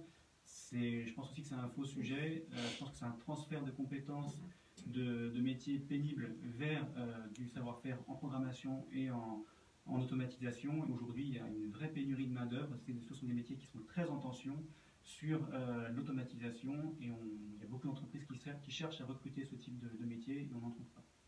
Merci beaucoup Brice Billon. Jacques Chaffnit, on revient avec vous parce que vous avez vous avez créé la fondation Adova, j'allais dire, et avec Ipsos, vous avez mené une enquête sur le sommeil des Français, le mal dormir qui touche plus d'1 Français sur 2. Oui, alors déjà, c'était effectivement, on parlait tout à l'heure de stratégie, c'est effectivement lorsqu'on gère une société comme Adova, il faut comprendre où aller. Donc déjà, pour comprendre où aller, il faut comprendre ce qu'attendent nos clients de nos produits. Donc en s'attaquant effectivement à ce constat, qu'est-ce qu'on doit penser effectivement sur le bien dormir? On s'est dit, aujourd'hui, il y a 1 Français sur 2, donc effectivement, qui dort mal. Donc qui prend conscience qu'il dort mal et qui consulte un médecin. Aujourd'hui, vous avez la qualité du sommeil qui n'est plus celle qu'elle était. Alors c'est le stress, on a parlé c'est tout ce qui existe aujourd'hui. On regarde la télé un peu trop souvent. Et le bien dormir, en fait, c'est un mal comme la bonne alimentation. C'est un bien comme la bonne alimentation. On ne prend pas conscience en France. Et donc la fondation... Est-ce que ça ne vient pas du fait qu'on n'a pas le bon lit associé aussi, parce que vous avez parlé du stress, bien sûr, des écrans, mais est-ce que le lit, ne participe pas au bien dormir? Oui, alors, vous savez, il y a plein de choses qui effectivement tournent. Donc, il y a la qualité du sommeil, et la qualité du sommeil, effectivement, elle passe également par une bonne literie. On change en moyenne en France tous les 13 ans de matelas. On est le plus mauvais pays au monde. Les moyennes, par exemple aux États-Unis, c'est entre 5 et 7 ans, 5 ans au Canada, 7-9 ans en Angleterre, 7-9 ans en Allemagne. On investit beaucoup. Parce que les gens se sont rendus compte qu'effectivement, la qualité du sommeil, elle passe déjà par une bonne literie. Et en France, on n'en est pas là. C'est-à-dire que donc il y a le rôle de cette fondation, et c'est pour ça que je me suis entouré autour de cette fondation de professeurs. Il y a le professeur Léger qui est la sommité française, je dirais même la sommité européenne du sommeil. On a aussi des philosophes. On a des sportifs de grand niveau qui nous expliquent l'importance de bien dormir, parce que bien dormir, c'est avoir un sommeil réparateur. Et donc, on répare tout ce qui se passe de mal dans la journée. Donc, on dort en moyenne un peu moins de 8 heures dans la semaine, un peu plus de 8 heures, on va dire, et demie en week-end, mais on dort moins bien qu'on dormait il y a quelques années. Et donc, on se répare moins qu'on se réparait il y a quelques années. Et ça, c'est un vrai mal social. On n'explique pas pourquoi. Si, on sait que c'est lié au stress, c'est lié à l'environnement. Le professeur Léger dit, par exemple, qu'il faut redonner un sens à la chambre. La chambre, c'est plus l'endroit où on fait plein de choses. C'est aussi, l'origine quand même de la chambre, c'était d'aller dormir. Donc, il faut pouvoir se mettre à l'écart de la lumière, du son. Bon. Mais sans aller jusque-là, il y a aussi un stress qui est amené. Donc le bien dormir, c'est le bien-être déjà. Donc vous voyez, on s'associe bien avec notre radio parce qu'on est sur le bien-être. Et la volonté de cette fondation, c'est faire prendre conscience de l'importance qui est de bien dormir pour mieux vivre et vivre plus longtemps. Merci beaucoup. Écoutez, vous reviendrez nous voir, Jacques Chaffnit, peut-être pour nous donner des bonnes solutions pour bien dormir. Peut-être que vous pourrez nous donner, si on a quelques minutes tout à l'heure après que les startups se soient exprimées, comment il faudrait qu'on achète son lit. Peut-être que vous reviendrez une autre fois pour nous dire, selon le poids, peut-être qu'on fait un tableau avec le poids et ce qu'il faut acheter. On travaille beaucoup effectivement sur les différentes marques que l'on a. Donc Ipsos, on nous a orienté sur les attentes des Français sur le bien dormir et notamment le choix de leur literie. Mais également, je disais tout à l'heure, on investit dans une cité innovative sur le sommeil qui va se mettre en lieu et place de l'usine actuelle de Bar-sur-Aube avec la région Grand Est et la mairie de Bar-sur-Aube. On fait donc cette cité. Cette cité, je vais financer avec la fondation 2 à 3 ou 4 startups par an. J'en ai déjà 2. Françaises sur le sommeil, et donc c'est pas uniquement la literie, mais c'est tout ce qui tourne autour de la literie. Donc on a déjà 2 sujets. Voilà, donc on peut faire un appel à des start-upers qui veulent travailler autour de la notion du sommeil et du bien dormir, qui contactent la Fondation Adova. Exactement. Merci beaucoup Jacques Chaffnit, et puis vous reviendrez avec les start-upers quand vous seront en activité. On va passer tout de suite la parole à Alexis. Ah non, d'abord on va passer la parole à Joël Boutier. Oui, non, simplement pour collègue à côté là. Peut-être qu'on ne parle pas assez dans les médias nationaux et autres de cette problématique du sommeil. Ça, c'est déjà la première réflexion. Ma deuxième réflexion aussi, c'est peut-être expliquer les coûts pour avoir une bonne literie qui sont quand même relativement élevés, même si c'est amortissable sur 10-12 ans, comme vous le disiez tout à l'heure, à la limite. Mais peut-être préciser un petit peu tout ceci. C'est vrai que le sommeil aujourd'hui, moi je le vois, on n'en entend quasiment jamais parler. Et c'est peut-être un petit peu dommage, peut-être que là, il y a un manque de communication, un manque d'information auprès des citoyens. Enfin, c'est une remarque. Non, mais tout à fait. Moi, j'ai l'impression d'être au pied de l'Everest. Vous savez, on parlait de bien manger. C'est maintenant qu'on prend conscience. Regardez le nombre de magasins bio qui s'ouvrent aujourd'hui un peu partout. Il y a 4-5 ans, il n'y en avait pas, ou presque pas. Donc voilà, j'ai pris le bâton de pèlerin du bien dormir avec la Fondation, et j'ose espérer que la Fondation va faire changer et faire sauter des verrous que l'on a en France. Il y a un marketeur qui disait que avoir une bonne literie, ça coûte le prix d'une deuxième brosse à dents que vous n'utilisez pas tous les jours que vous avez dans votre salle de bain. Donc, c'est vrai qu'il faudrait diviser le coût par jour, et à ce moment-là, voilà. Mais vous avez raison, on fera d'autres émissions sur le bien dormir, parce que quand les start-upers seront prêtes, justement, on les attend et on les accueille avec grand plaisir à ce micro au bar de l'économie. On va passer la parole à Alexis Poujon pour, donc, justement, MoneyOne. Alors, vous êtes responsable développement. Expliquez-nous la plateforme MoneyOne, qu'est-ce que c'est? Alors, c'est une plateforme, c'est un site sur lequel on peut souscrire à des produits financiers, notamment... En fait, vous voulez démocratiser l'investissement dans des outils financiers, c'est ça? Exactement. Donc, on a commencé par un produit immobilier collectif qui s'appelle la SCPI. Très simplement, c'est un produit, il n'y a rien de nouveau. La Société Civile de Placement Immobilier, ça veut dire? Ça existe depuis plus de 50 ans, avec l'argent des investisseurs. La société de gestion va acheter des immeubles de bureaux, de commerce, des locaux d'activité, des entrepôts, qu'elle loue à des sociétés. Et ces sociétés vont bien évidemment payer un loyer, et le loyer sera reversé pour partie aux investisseurs. Les Français, ils aiment des investissements, on a bien vu, des placements peu productifs, mais surtout sécurisés, ils ont peur, les actions leur font peur, donc la SCPI, c'est une bonne solution finalement? Alors, ça peut être effectivement un bon juste milieu entre aujourd'hui des produits à capital garanti qui ne sont plus rémunérateurs. Vous regardez le livret A, le LDD, etc., qui rapporte 0,5%. Les fonds en euros en assurance vie, on va être aux alentours de 1,40, 1,50 avant. Oui, de toute façon, si on investit 1 000 € sur son livret A, à la fin de l'année, il ne reste plus que 990 €. Effectivement, alors le livret A a le don d'être à cet avantage d'être à capital garanti, mais ne rapporte rien. Puis vous avez de l'autre côté des marchés financiers qui peuvent être capricieux, puisque les marchés détestent les incertitudes, et dans la situation actuelle, Brexit et autres, tensions entre l'Amérique et la Chine, la guerre commerciale qui vient qui s'est engagé, les marchés réagissent de façon plutôt violente et si on prend l'exercice 2018, le CAC 40 a une performance négative de quasiment 11%. Donc, il est difficile de s'y retrouver et c'est vrai qu'entre des produits à capital garanti très prisés des investisseurs mais qui ne rapportent malheureusement plus rien par rapport effectivement à ce qu'ils pouvaient rapporter par le passé et des marchés financiers fortement volatiles, les investisseurs vont toujours aller chercher la meilleure adéquation rendement-risque. Et donc se tourner vers l'immobilier d'entreprise qui devrait générer sur 2018 une performance en SCPI, tout SCPI confondu, de 4,3%.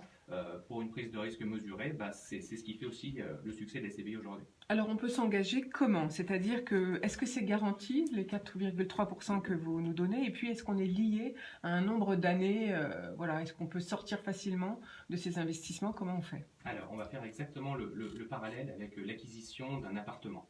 Si vous achetez un appartement, pour vous générer un complément de revenus, par des revenus locatifs, vous allez effectivement avoir un locataire, avoir un certain nombre de frais, notamment les droits de mutation à titre onéreux, qu'on appelle plus communément les frais de notaire. Donc il y a des frais à amortir, et quand on part sur de l'immobilier, on part pour un certain temps. C'est 9-10 ans la durée minimum recommandée.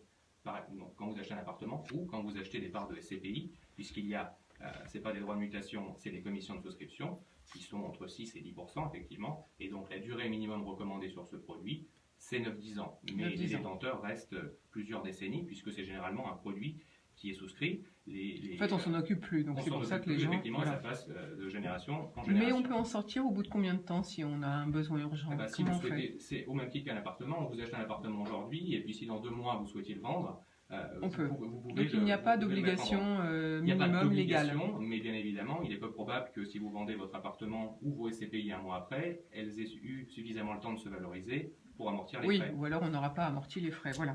Alors MoneyOne, donc vous lancez donc MoneyOne, c'est 100% digital. Voilà. Donc comment fait-on concrètement? Expliquez-nous. Alors on parlait du digital tout à l'heure et justement de la transformation des différentes industries qui se tournent forcément et mécaniquement vers le digital. On l'expliquait, la SCPI, ça a 50 ans, on n'a rien révolutionné sur les produits, on a juste démocratisé ce véhicule, justement par une solution en ligne et que vous pouvez faire un dimanche après-midi depuis votre canapé en une petite demi-heure et acquérir ses parts quand il vous fallait au préalable par le passé aller voir votre banquier, etc., signer tout un tas de documents et à minima vous déplacer. Là vous pouvez bien évidemment vous déplacer si le cœur vous en dit, si vous souhaitez rencontrer quelqu'un, mais vous pouvez également le faire depuis chez vous quand bon vous semble et ça permet effectivement déjà d'une de gagner du temps et de deux forcément le canal digital nous permet d'offrir des avantages supplémentaires qu'on ne pouvait pas faire quand il y avait un format traditionnel de rencontre du client physiquement. Alors on peut investir à partir de combien? Si j'ai 500 €, ça marche? Et vous pouvez, c'est à partir, le minimum c'est 252 €. C'est pour ça que c'est un produit pour se générer des compléments de revenus qui est accessible à un très grand nombre de personnes. Alors MoneyOne, ça s'écrit MONIWAN. Vous proposez déjà 2 produits, j'ai vu, MoneyGo et MoneyZen. Alors ça fait partie des avantages justement par rapport à une souscription traditionnelle. C'est spécifique au produit, mais pour faire simple, on va offrir 3 mois de revenus supplémentaires. Quand vous achetez un appartement, si votre locataire vous offrez 3 mois de revenus, vous les prendriez. Là, on les offre aux investisseurs puisque c'est le canal digital qui nous permet de le faire. D'accord, et on peut investir jusqu'à combien? Il y a une limite? Il n'y a pas de limite, non, c'est exactement le principe d'un appartement pour un particulier. Tout dépend bien évidemment du montant de complément de revenus que vous souhaitez vous générer. C'est accessible aux personnes physiques, mais c'est aussi, on a des investisseurs, des sociétés, des PME, des ETI, des sociétés cotées, des associations, etc., qui viennent investir sur ces produits pour la trésorerie long terme. Alors, sur MoneyOne, j'ai vu qu'on pouvait vous faites une offre de crédit amortissable à partir de 2 000 €. Qu'est-ce que ça veut dire? Alors, justement, quand on achète un appartement, soit on l'achète en cash, soit on l'achète à crédit. Ça permet aussi de faire un effet de levier, comme on a des revenus à côté, ça permet d'avoir des remboursements moins importants que s'il n'y avait rien. Quand on achète sa résidence principale, on rembourse la banque tous les mois, mais on n'a pas de revenus en face. Évidemment, puisqu'on occupe l'appartement ou la maison. Là, quand on a des revenus en parallèle, ça permet justement de se constituer un capital avec un effort d'épargne moins important. Donc, en fait, on peut aussi avoir accès à cette offre de crédit. Tout à fait. C'est ça. Alors, pour finir, MoneyOne, c'est comme je l'ai dit, si on veut vous contacter, il faut taper moneyone.fr, c'est bien ça? Tout à fait. Et ça a été créé cette start-up est créée par La Française. Expliquez-nous qui est La Française. Alors, La Française, c'est la société de gestion du Crédit Mutuel Nord-Europe. Généralement, un produit, quand vous l'achetez dans une banque, c'est pas la banque qui l'a fabriqué, c'est l'asset manager derrière. Et donc, le groupe La Française, c'est un gestionnaire d'actifs qui a plus de 40 ans et qui gère des actions, des obligations et des fonds immobiliers, notamment les fameuses SCPI. Et donc, qui le distribue par le biais de réseaux de banques ou de conseillers en gestion de patrimoine indépendants, mais également en direct par un canal, et notamment le canal digital qui est MoneyOne. Voilà, donc c'est plutôt sécurisant de savoir un petit peu qui est derrière. C'est pour ça que je voulais que vous expliquiez un petit peu qu'est-ce qu'un gestionnaire d'actifs comme La Française. Merci beaucoup, Alexis Pougon. Écoutez, vous reviendrez peut-être dans un an, on fera le bilan si vous voulez bien, et vous reviendrez nous dire un peu si les Français investissent de manière plus productive. À vos côtés, autre start-up, c'est Brice Brillon. Alors Brice, vous avez choisi l'industrie avec Ananke. Expliquez-nous un petit peu pourquoi cette idée, comment ça vous est venu, puisque vous faites surtout ce que vous nous proposez. Alors, je vais déjà partir du contexte. Alors, vous avez déjà tous vu ces usines qui recrachent d'énormes panaches de fumée. Et il faut savoir que dans ces fumées, il reste encore énormément d'énergie. Ça s'appelle la chaleur fatale. Il reste de la chaleur du process industriel qui n'a pas réussi à être valorisé par l'usine. Et ça repart dans ces fumées. Il faut savoir aussi qu'en France, il y a déjà 51 TWh d'énergie qui est perdue dans cette chaleur fatale. C'est l'équivalent de la production de 6 réacteurs nucléaires.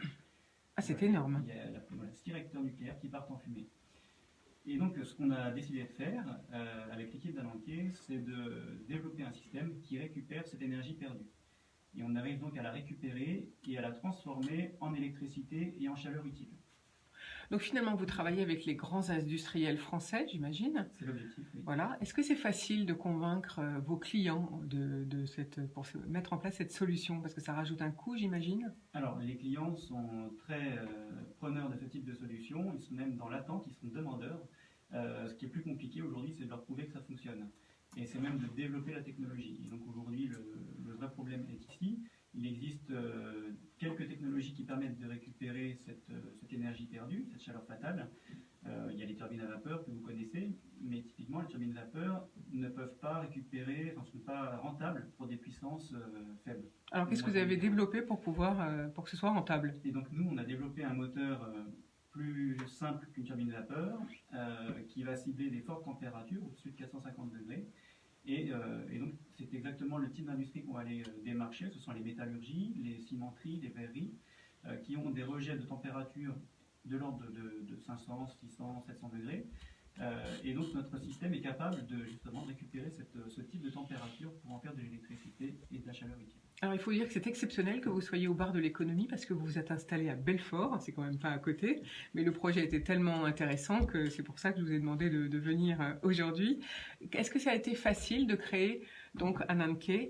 Comment vous avez fait pour créer cette start-up? Alors, l'histoire est assez amusante. En fait, on était un groupe d'ingénieurs passionnés par l'énergie. Vous étiez encore à l'école à ce moment-là, c'est ça? On était en entreprise, mais on faisait ça sur notre temps libre.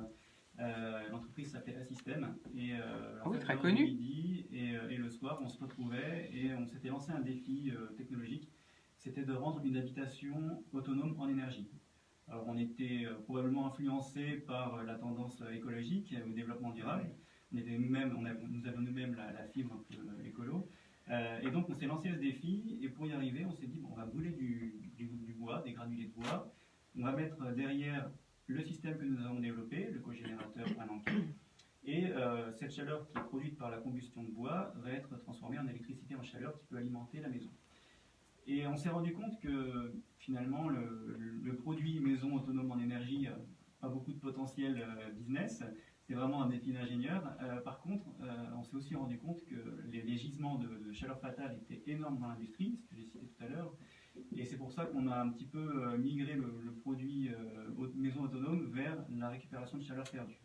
Ouais, c'est comme ça qu'on fait des découvertes, c'est quand on cherche, on trouve autre chose que ce qu'on cherche en fait au départ. Exactement, c'est ce qui est passionnant avec l'innovation, c'est cet effet domino. Une innovation peut en entraîner une autre, elle peut fusionner, elle peut Elle peut trouver des applications différentes de celles pour lesquelles elle a été développée initialement. Et c'est exactement ce qui s'est passé récemment. J'ai rencontré un grand industriel français qui souhaite faire de la bioproduction thermique. Je ne pourrais pas en dire plus pour le moment, ça reste confidentiel. Mais ce qui est passionnant, c'est qu'on a rencontré cet acteur dans le cadre d'un écosystème qui a été mis en place avec la Vallée d'énergie. Donc c'est un cluster d'entreprises dédié à l'énergie. Et donc on a pu se rencontrer et trouver une vraie application qui rend leurs produits encore plus efficaces en énergie. Et ce type de réaction en chaîne, de collaboration, un autre, n'est possible que si un écosystème existe. Justement, vous avez fait appel donc à un accélérateur de start-up, c'est-à-dire à Patrick Solos et son entreprise PM Initiative. Pourquoi? Quel est l'objectif?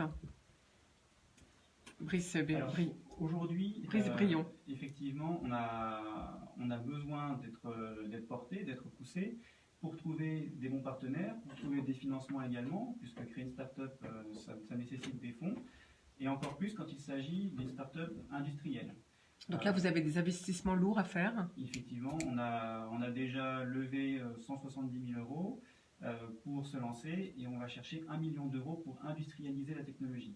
Alors, industrialiser la technologie, c'est l'étape qu'il nous reste avant de mettre le produit sur le marché, qui sera sur le marché à la fin de l'année.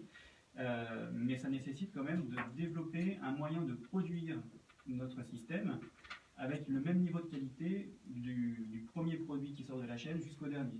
Et c'est ça qui est très compliqué. C'est pour ça qu'on a besoin de ce million d'euros pour arriver à cette conception. Donc vous allez faire comment pour lever ce million d'euros? Alors on fait appel à des fonds d'investissement publics. On a également fait appel à des clubs d'investisseurs privés. Et la BPI participe également au financement de ce type de produits, la région également.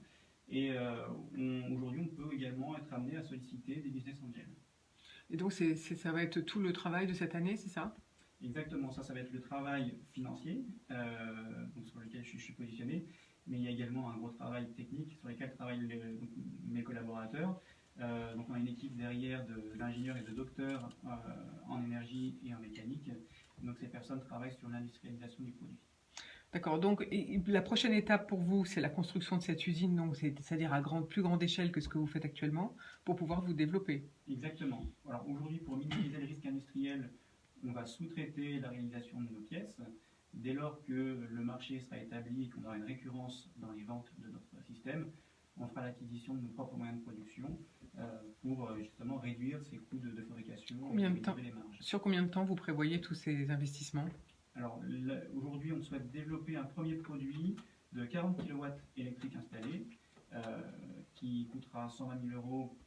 Il y a également intégrer les frais d'installation qui peuvent varier en fonction du site.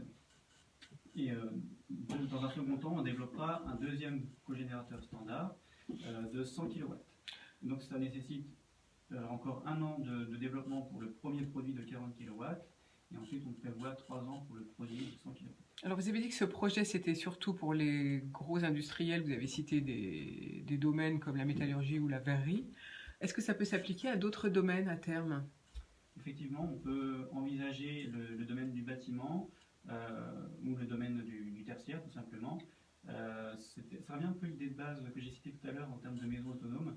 C'est-à-dire qu'on peut associer notre système à une chaudière pour produire de l'électricité et de la chaleur en même temps pour un bâtiment. Typiquement, on peut imaginer qu'un hôpital puisse s'équiper d'une chaudière plus notre cogénérateur pour produire sa propre électricité et sa propre chaleur. Et il faut savoir que quand on fait de la cogénération, c'est-à-dire produire simultanément de l'électricité et de la chaleur, on a des rendements et une efficacité bien plus importante que si on produit séparément la chaleur et l'électricité.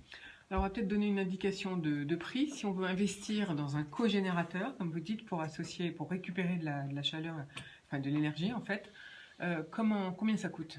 Donc c'est 120 000 euros le cogénérateur de 40 kW électriques. Et vous avez cité un hôpital ou bien combien? C'est le même prix que ce soit? C'est un produit standard qui aura un prix équivalent, quelle que soit l'application. Et qui prend beaucoup de place? Alors, il prendra la place de 2 grosses machines à laver, l'une à côté de l'autre. Et le temps de retour sur investissement pour l'industriel, c'est ce qui motive les investissements, c'est de l'ordre de 3 à 4 ans. Merci beaucoup en tout cas pour toutes ces explications. Alors Brice Briand, si on veut vous contacter, si on est intéressé par ce cogénérateur, donc récupérateur d'énergie, hein, c'est important de valoriser la chaleur perdue, où faut-il vous contacter? Vous pouvez aller directement sur le site d'Avanke, que voilà, vous trouvez... ANANKE. Exactement. .fr. .système. .système, tout simplement. Merci beaucoup à vous tous pour votre présence ce matin. Donc je compte sur vous pour revenir parler du futur dans quelques mois, sans doute l'année prochaine, en tout cas j'espère. En attendant, on va vous souhaiter une très belle journée. Et puis je vous retrouve moi dès demain matin pour d'autres sujets, bien sûr, comme tous les jours. Et on va se quitter en musique. Bonne journée à tous, à demain et merci pour votre présence. Merci bien. Merci. Il n'a pas mis de petite musique. Bon, j'avais pas le temps de vous laisser faire une minute de conclusion comme je fais d'habitude.